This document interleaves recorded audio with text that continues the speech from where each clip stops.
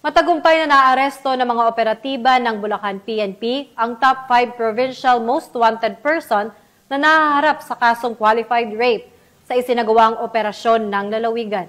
Patrolwoman Pearl Cristalline Javier sa report.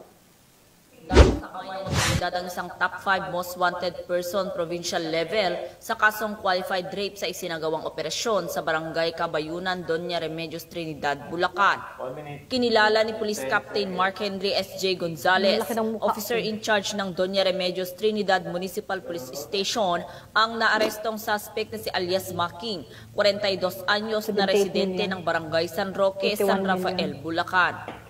Dakong alas 6 ng gabi nang madakip ang suspect ng tracker team ng Doña Remedios Trinidad Municipal Police Station, katuwang ang iba't ibang unit ng pulisya. Ang operasyon ay nakabatay sa warrant of arrest sa kasong qualified rape na walang inirekomendang piyansa.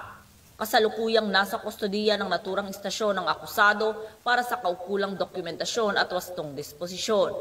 Patunay lamang ito na ang kapulisan ng Bulacan sa pamumuno ni Police Colonel Angel L. Garciliano, Provincial Director, katuwang ang iba't ibang unit ng PNP ay patuloy sa mas pinaigting na kampanya kontra kriminalidad alinsunod sa agenda ng pamahalaan na itaguyod ang kapayapaan at kaayusan sa buong bansa.